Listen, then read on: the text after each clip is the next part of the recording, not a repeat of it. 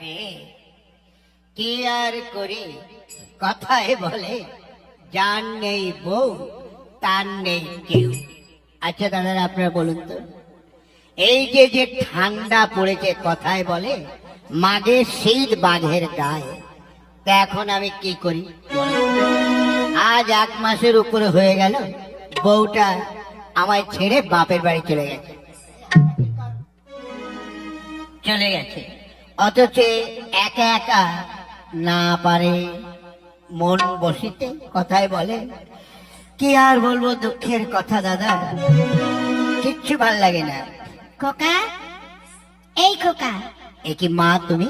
কি রে, তুই যে এখানে বসে বসে কি চিন্তা করছিস? এতটা বেলা হলো, কিছু খাওয়া দাওয়া তো করবি। আর কার খাওয়া, কে মা খায়? কেন?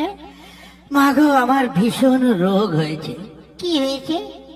দেখো মা, আমি যদি একবার খাই আর খিদে লাগে না, যদি ঘুমাই শুধু চোখ বুজে যায়, আর উঁচু জায়গায় শুলে ঠাপ করে নিচে পড়ে যায়, ডুব দিলে জলে ভাসিয়ে তোলে। বাবা রে, তোর তো মারাত্মক রোগ হয়েছে বাবা। দেখ। আচ্ছা মা, তুমি এই যে বুড়ো বয়সে এত কাজকর্ম করছো, তা তোমার কষ্ট হয় না? হ্যাঁ, কষ্ট তো হয়। বুঝতে পেরেছি। কোথায় ওষুধ লাগবে? বাবা, বলো মা। এক কাজ কর, তুই কাল সকালে তোর শ্বশুর বাড়ি কেন? দেখ, তুই তো জানিস বৌমার বাচ্চা হবে, এই সময় বৌমাকে একটু ভালো মন্দ খাওয়াতে হয়। আমার বেয়ান ফোন করে বলেছে যে পিঠে বানিয়ে খাবে, তো ওখানে তো দুধ পাওয়া যায় না। আমি 1 হাঁড়ি দুধ জোগাড় করেছি। তুই কাল সকালে দুধের হাঁড়িটা নিয়ে যাবি, গিয়ে বৌমাকে দিয়ে আসবে, আর রাত্রে খাওয়া দাওয়া করে সকাল বাড়ি চলে আসবে। ঠিক আছে মা, তাই হবে।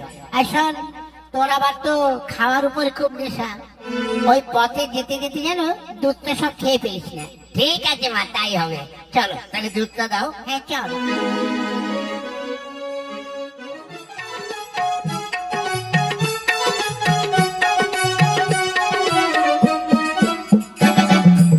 ওরে বাবা, চলতে পারছি না। হ্যাঁ, চলতে পারছি না। যাই দেখি ওই গাছের নিচেই দুধের হাঁড়িটা রেখে আমি দুধের যা গন্ধ বেরোচ্ছে, একে সহ্য হয়? যাই কিছুটা দুধ খেয়ে তারপরে যাও।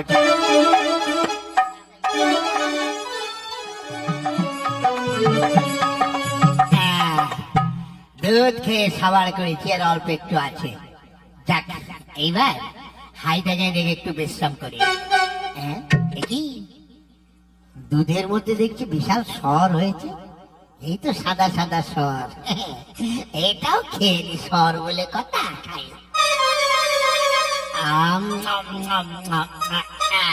ঠিক আছে, এই যেটুক আছে বলবো মা এটুকে পাঠিয়েছে। যাই।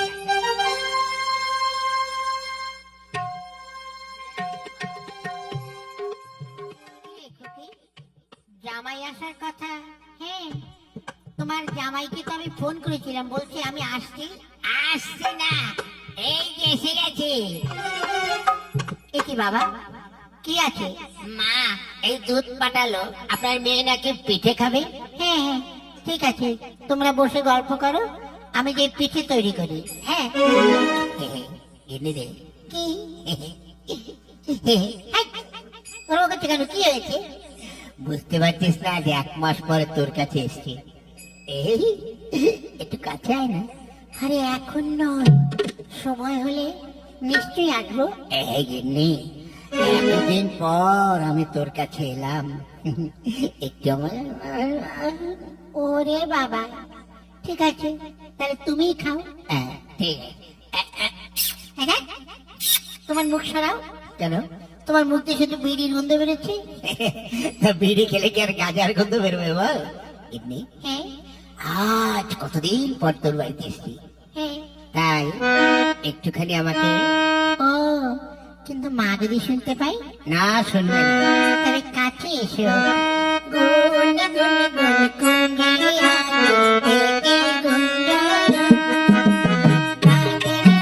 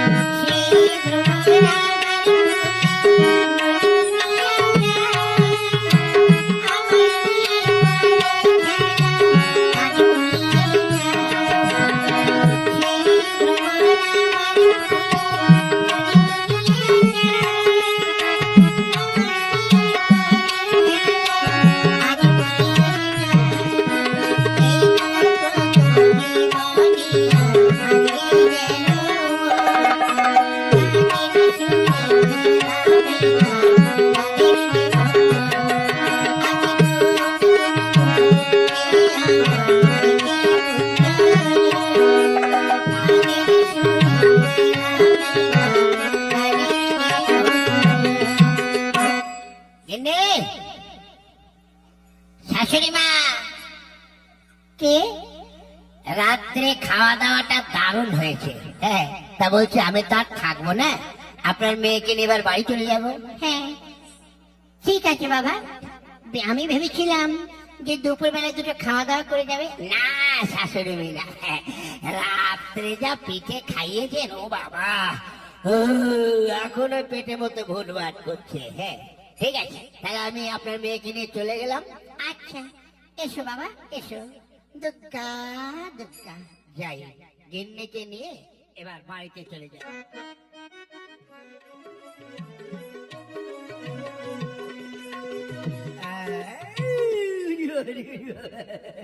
কি হলো? ওরে গিন্নি রে, কাল তোর বাপের বাড়ি গিয়ে জম্মের খাওয়া খেয়েছি বুঝলি। ওরে বাবা, সারা ভেজনে পিঠে, তেলের পিঠে, পুলি পিঠে, কুলি পিঠে, পায়েস, তোর মার গুষ্টি কি না না বাবা পিঠে পিঠে। ওরে বাবা রে, ও মা, কি হয়েছে? ওরে নিম্ন চাপ হয়েছে মনে হয়। ওরে আমি আর সহ্য করতে পারছি না। তাড়াতাড়ি যাও, বাথরুমে যাও। যাচ্ছি, এক্ষুনি যাচ্ছি, যাই দেখি। না না আমি যাই, সকাল সকাল দুটো রান্নার জোগাড় করে যাই।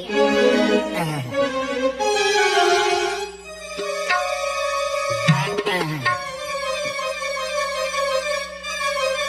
এই তো এখানেই ঝাড়ি।